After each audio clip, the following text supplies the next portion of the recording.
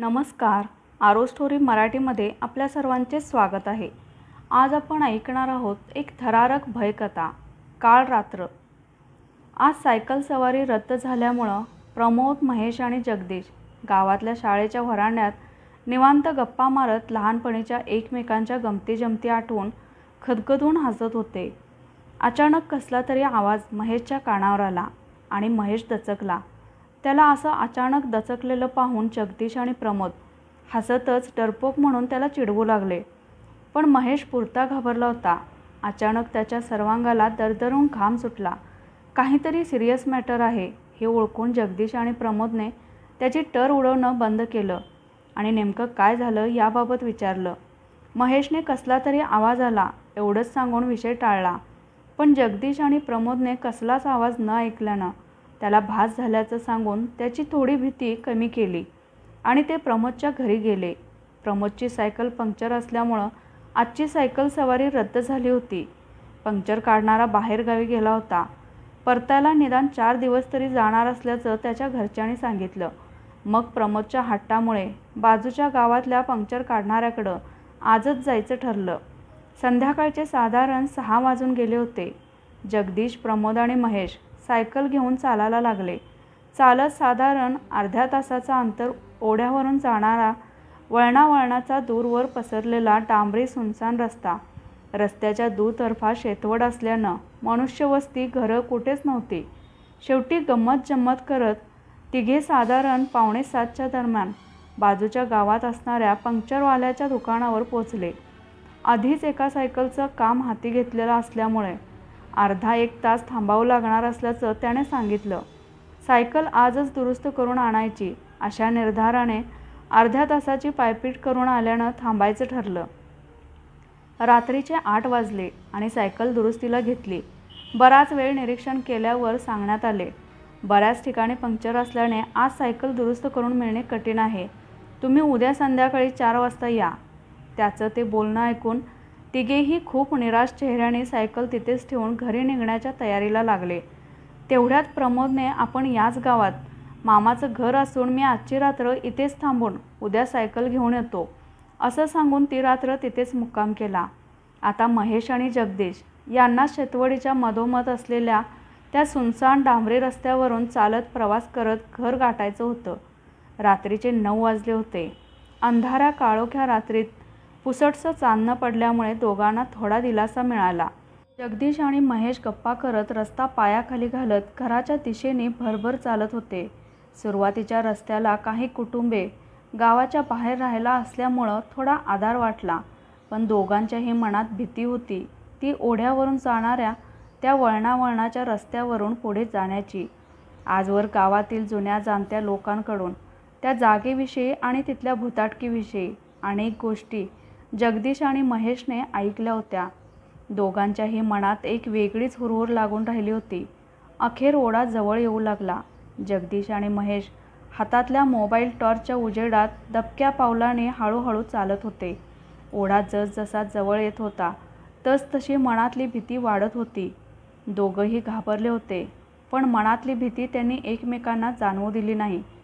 तसं करणंच त्यांच्या फायद्याचं होतं. दोघांमध्ये एक जरी घाबरला तरी त्याला पाहून दुसऱ्याचा संयम सुटणार होता. दोघंही मन डायव्हर्ट करण्यासाठी काहीतरी विषय काढून बोलत होते. बोलता बोलता नजर रस्त्याच्या दुतर्फा फिरवत होते. सर्वत्र नीरव शांतता पसरली होती. रातकिडे अधूनमधून किरकिर आवाज करायचे, मग मध्येच आवाज बंद व्हायचा आणि पुढच्या क्षणी परत किरकिर चालू व्हायची. दूर दूरवर कोणीही चाऊल नव्हती. जगदीश आणि महेश आता ओढ्यावरून जाणाऱ्या रस्त्यावर चालायला लागले होते. दोघंही बोलण्यात गुंतले होते. तोच अचानक कोणीतरी रडत असल्याचा आवाज येऊ लागला. आवाज ऐकताच भीतीची एक लहर दोघांच्याही तळपायापासून अगदी मस्तकापर्यंत एखाद्या विजेसारखी लखलखून गेली. दोघंही काही क्षण जागच्या जागी स्तब्ध झाले. दूर दूर कोणीच असल्याचं जाणवत नव्हतं. मग हा आवाज कुठून आणि कोणाचा येत असेल काही कळायला मार्ग नव्हता. ओढ्यावर आजवर घडलेल्या असंख्य भीतीदायक घटना क्षणार्धात दोघांच्याही मनात तरळून गेल्या. परत जावं तर निम्म्यापेक्षा जास्त अंतर मागे टाकलं होतं. जगदीशने हिंमत दाखवत महेशला न थांबता चालत राहण्याच्या सूचना केल्या आणि दोघे चालू लागले. पुढे जाईल तसा रडण्याचा आवाज खूपच जोरजोराने ऐकू येत होता. कधी उजव्या बाजूच्या एखाद्या झाडीतून, कधी अगदी त्यांच्या मागे कोणीतरी रडत त्यांच्या मागे मागे थपथप पावलांचा आवाज करत चालत असल्याचा, कधी रस्त्याला लागून असलेल्या उसात कोणीतरी कणत असल्याचा आवाज येई. त्यातच शाळेच्या व्हरांड्यात आलेला आवाज. आणि आता हा विचित्र प्रकार पाहून महेश पुरता घाबरून गेला होता. भीतीने त्याचे पाय लटपटू लागले. 4च पावलं अंतर कापलं आणि महेशने गुडघे टेकले. महेश थरथर कापत होता. कोणीतरी त्याचे पाय मागे खेचत असल्यासारखं वाटून सर्वांगातून दरदरून घाम सुटला होता. तोंडातून नीट शब्दही न फुटल्याने महेश घाबरून जोरजोराने रडायला लागला. तोच आत्तापर्यंत येणारा रडण्याचा आवाज अचानक थांबला आणि कोणीतरी जोरजोराने हसत असल्याचा आवाज येऊ लागला. हा सर्व प्रकार आणि महेशची अशी अवस्था पाहून जगदीश पुरता कोलमडून गेला होता. पण जगदीशने हिंमत सोडली नव्हती. इथे जास्त वेळ असंच बसून राहणं जीवावर बेतणारं होतं हे जगदीशने जाणलं आणि येणाऱ्या हसण्याच्या आवाजाला न जुमानता खाली बसलेल्या महेशला आपल्या पाठीवर घेऊन तो भरभर पावलं उचलू लागला. कासराभर अंतर चालून आल्यावर अचानक सर्वत्र शांतता पसरली. रडण्याचा, हसण्याचा, उसातील कण्हण्याचा आवाज पूर्णपणे थांबला होता. पण धोका अजून टळला नसल्याचं जगदीशने जाणलं होतं. कदाचित पुढे येणाऱ्या वादळापूर्वीची ही शांतता असावी असं मनाशी पक्क करून कोणत्याही परिस्थितीत आपल्या गावच्या वेशीपर्यंत पोहोचण्याचा निर्धार जगदीशने केला. महेश घाबरून वेड्यासारखा बडबडत जगदीशच्या पाठीवर बसून होता. जगदीशने दाखवलेल्या धाडसामुळे पहिला बेत फसला होता, पण दुसरं त्याहूनही मोठं संकट काही क्षणातच त्याच्यासमोर उभं टाकणार होतं. वेस साधारण 1.5 किलोमीटर दूर होती. त्यामुळे जगदीश अगदी जीवाच्या आकांताने महेशला घेऊन झपाझप पावलं टाकत होता. काही क्षणात समोरचं दृश्य पाहून जगदीश सुन्न झाला. महेश भानावर आला आणि खाली उतरून एकटक पाहत उभा राहिला. काही अंतरावर कोणीतरी मुलगी पांढऱ्या शुभ्र कपड्यांमध्ये रस्त्याच्या कडेला असलेल्या दगडावर बसून होती. नीट पाहिल्यावर कळलं की ती मृदुला होती. मृदुला आणि महेश यांचं एकमेकांवर खूप प्रेम होतं. महेशला धक्काच बसला. लगबगीनं तो मृदुलाजवळ गेला. जगदीशही आश्चर्यचकित होऊन मृदुलाकडे पाहत होता. तेवढ्यात मृदुलाने महेश अगदी समोर असूनही मान वळवत पहिलाच कटाक्ष जगदीशकडे टाकला. तिच्या नजरेत वेगळाच रोख होता. डोळे रागाने लालबुंद झाल्यासारखे जाणवत होते. तिच्या नजरेतला रोख आणि एकंदरीत तिचं असं या ठिकाणी यावेळी असणं, हा सगळा प्रकार खूपच विचित्र असल्याचं जगदीशने पटकन ओळखलं. महेशलाही मृदुलाचं असं जगदीशकडे रोखून एकटक पाहणं थोडं विचित्र वाटलं. त्याने मृदुलाला जोरातच हलवलं आणि मृदुला भानावर आली. तिने महेशला मिठी मारली. मृदुलाचं अंग थंडगार पडलं होतं. कदाचित बऱ्याच वेळेपासून बसून असल्याने झालं असावं असा विचार येऊन महेशने तिला सावरत काही प्रश्न केले. महेश म्हणाला, मृदुला, अगं तू इतक्या रात्री आणि इथे अशी एकटीच काय करतेस आणि हे काय असे पांढरे कपडे घातलेस? मृदुला म्हणाली, मी तुझ्या घरी गेले तेव्हा कळलं की तू बाजूच्या गावात काहीतरी कामासाठी गेलास. तू परतताना तुला भेटता येईल म्हणून मीही गडबडीत ड्रेस घालून डॉगीला घेऊन आले होते. पण चालता चालता डॉगी हातातील रस्सी खेचून या दिशेने शेतवडीमध्ये पळत गेला. खूप उशिरापासून मी त्याला शोधते पण सापडत नाही आहे. मी तुझीच वाट पाहत होते. बरं झालं तू आलास. महेश म्हणाला, ठीक आहे, तू नको काळजी करू, आपण शोधू त्याला. इकडेच कुठेतरी असेल तो. असं म्हणून महेश शेतवडीकडे पाहून डॉगीला आवाज देत होता. तोच मृदुलाने आपली नजर पुन्हा जगदीशकडे वळवली आणि हसऱ्या चेहऱ्याने त्याच्याकडे पाहू लागली. सर्व प्रकार विचित्र वाटून जगदीशने महेशला आवाज दिला.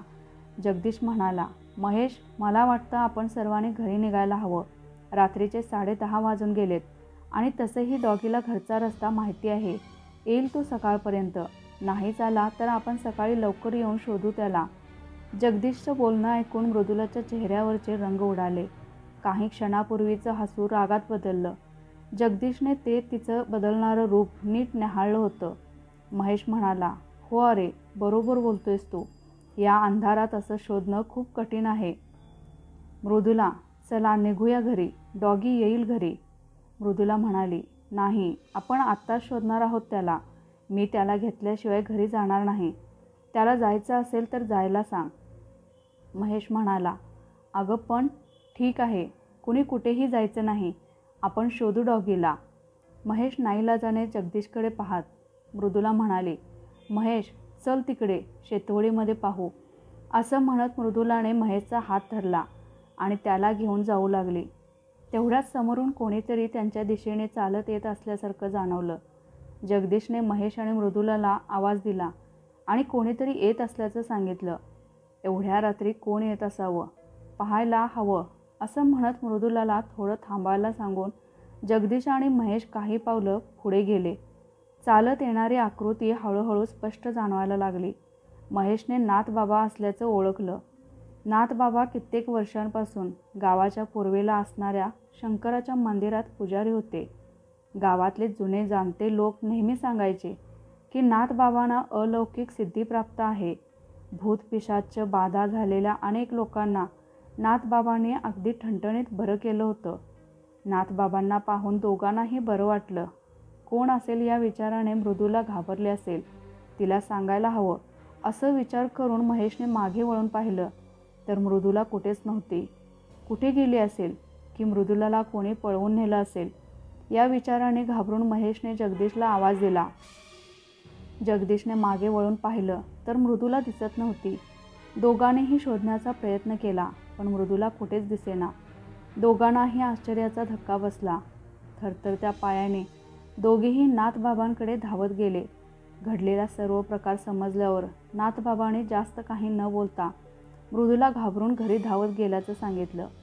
इथेही जास्त काळ थांबणं योग्य होणार नाही, निघायला हवं आणि लवकरात लवकर गावची वेस ओरडायला हवी असं त्याने जगदीश आणि महेशला सांगितलं. पण मृदुलाला शोधल्याशिवाय इथून कुठेही जाणार नसल्याचं महेशने नाथबाबांना सांगितलं. नाथबाबा म्हणाले, मृदुला तिच्या घरी सुखरूप आहे. विश्वास ठेव आणि इथून निघा पटकन, नाहीतर जीवाला हाकनाक मुकाल. बाबांचे शब्द कानावर पडताच दोघंही बाबांसोबत चालायला लागले. महेश मृदुलाची काळजी वाटून आतल्या आत तुटत होता पण त्याच्याकडे दुसरा कोणताच मार्ग नव्हता. बघता बघता महेश आणि जगदीश नाथबाबांसोबत गावाच्या वेशीवर येऊन पोचले आणि सर्वांनी सुटकेचा निश्वास सोडला. नाथबाबांनी दोघांना घरी जायला सांगून काहीच न बोलता मंदिराच्या दिशेने निघून गेले. दोघे आता गावात पोचले होते. चालता चालता जगदीशने समोर बोट दाखवत महेशला इशारा केला. मृदुलाला समोर उभी पाहून दोघांनाही आश्चर्याचा धक्का बसला पण तितकाच आनंदही. महेश म्हणाला, मृदुला, अगं तू आम्हाला न सांगता एकटीच तिथून का निघून आलीस? किती घाबरलो होतो आम्ही. मृदुला म्हणाली, मी तर आत्ताच घरातून बाहेर आली आहे. जगदीश म्हणाला, अगं असं काय? तू तिथे मगाशी वेशी पल्ल्याड त्या ओढ्याच्या पुढे असलेल्या रस्त्यावर बसून होती, डॉगी हरवला म्हणून. मृदुला म्हणाली, तुम्ही दोघे वेडे झालायत. मी इतक्या रात्री आणि तेही ओढ्याच्या तिकडे, शक्यच नाही. विश्वास नाही बसत तर मीनाला विचारा. मीना, इकडे ये गं. मीना म्हणाली, काय गं मृदुला? मृदुला म्हणाली, आपण काय करत होतो आणि कुठे होतो सांग जरा यांना. मीना म्हणाली, आपण तर घरीच होतो ना तुझ्या. 7 वाजल्यापासून प्रोजेक्टवर काम करत होतो. का, काय झालं? मृदुला म्हणाली, काही नाही गं, असंच. बरं तू जा पुढे, मी येते मागून. मीना म्हणाली, हो बाय. मृदुला खरंच घरी होती. मग तिथे भेटलेली आणि महेशला शेतवडीमध्ये घेऊन जाणारी ती कोण होती? या विचाराने दोघांचेही हात पाय कापायला लागले. तोच आवाज आला, आज त्या बाबांमुळे वाचलात. पुन्हा सापडला तर सोडणार नाही मी तुम्हाला. आता आलेला आवाज दोघांनाही ऐकायला आला होता. ते ऐकून दोघांच्याही सर्वांगाला दरदरून घाम सुटला. क्षणार्धात त्यांचं अंग तापाने फणफणायला लागलं. मग शुद्ध आली ती 2 दिवसानंतर. झालेला सर्व प्रकार दोघांनीही आपल्या घरी सांगितला. घराच्या मंडळींनी भविष्यात असा त्रास होऊ नये यासाठी बाबांच्या मदतीने आवश्यक उपाययोजना केल्या. आजची कथा आवडली असेल तर कमेंटद्वारे नक्की कळवा आणि व्हिडिओला लाईक शेअर करा आणि चॅनेलवर नवीन असाल तर चॅनेलला सबस्क्राईब करा. धन्यवाद.